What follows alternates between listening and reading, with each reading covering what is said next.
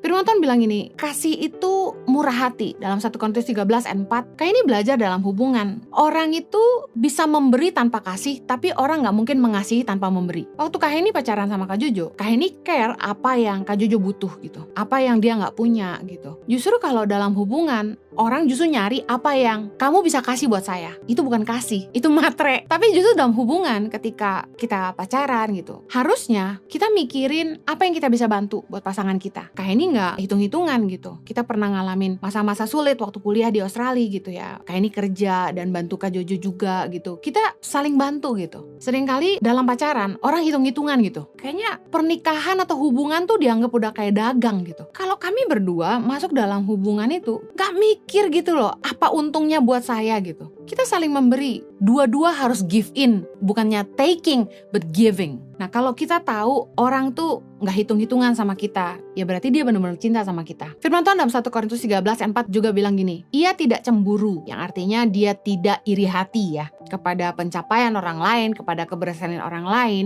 Ia tidak memegahkan diri dan tidak sombong. Ketika orang menikah, salah satu problema yang terjadi adalah ketika sang istri lebih berhasil daripada suaminya. Ketika istri punya penghasilan lebih banyak daripada suaminya. Ketika jabatan istri lebih tinggi daripada suaminya. Nah, konflik terjadi. Salah satu masalah terbanyak dalam hubungan adalah uang. Nah, makanya tadi Kak Eni bilang, kasih itu murah hati. Kalau kita nggak murah hati, kita akan hitung-hitungan. Nah, kasih tidak cemburu, nggak iri hati melihat kesuksesan orang lain, nggak iri hati melihat keberhasilan orang lain. Dalam hubungan, Kak Jojo tuh dukung Kak Heni banget gitu.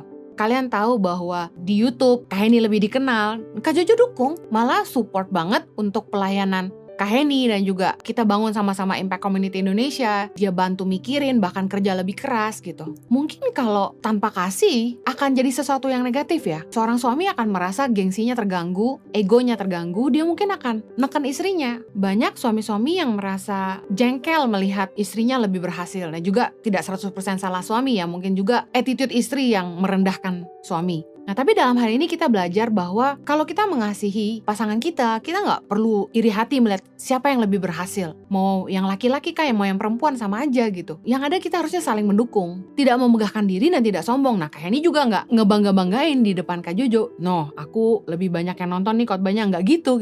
Biasa aja, nggak usah ngomong gede juga gitu, nggak perlu bangga-banggain diri. Nah, Kak Heni belajar kalau kita mengasihi pasangan kita, justru ini yang Kak Heni jaga banget gitu. Kak Heni berusaha jaga perasaan Kak Jojo. Jangan sampai dia merasa kecil, jangan sampai dia merasa istrinya lebih berhasil. Justru Kak Heni jaga banget, justru berusaha dorong dia supaya dia yang jadi pemimpin, dia yang bikin keputusan dan lain sebagainya. Kasih bukannya bersaing, tapi justru kita saling mendukung. Dalam 1 Korintus 13 ayat yang kelima dibilang gini, ia tidak melakukan yang tidak sopan dan tidak mencari keuntungan diri sendiri. Ia tidak pemarah dan tidak menyimpan kesalahan orang lain. Guys, waktu kalian pacaran, harusnya ada nilai penghargaan. Harusnya kalian jaga, saling menghargai. Yang pria respect kepada yang wanita respect kepada yang pria. Kasih itu nggak kasar, nggak melakukan yang tidak sopan, nggak self-seeking, nggak selfish. Nah, justru dalam hubungan, kalau betul-betul ada kasih, kita nggak fokus apa yang menjadi keuntungan kita gitu. Karena kasih itu nggak cari keuntungan diri sendiri. Kebersamaan jauh lebih penting daripada seberapa banyak keuntungan yang bisa didapatkan. Harusnya kan gitu. Tidak melakukan yang tidak sopan. Nah, seringkali itu dalam hubungan kita gagal untuk ngerti batasan-batasan. Apa yang boleh dan tidak boleh. Hati-hati dengan influence dari TV,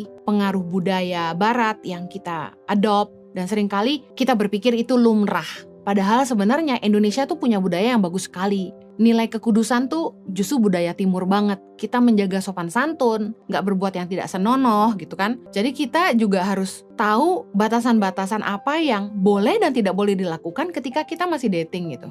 Bahkan setelah menikah pun, nilai penghargaan kepada pasangan penting sekali untuk suami istri saling menghargai. Di dalam hubungan, kita nggak menggunakan kesempatan untuk menguntungkan diri sendiri lalu merugikan pasangan kita. Tapi kita pastikan kita ada untuk saling memberi keuntungan satu sama lain. Kita ada untuk membuat pasangan kita lebih baik.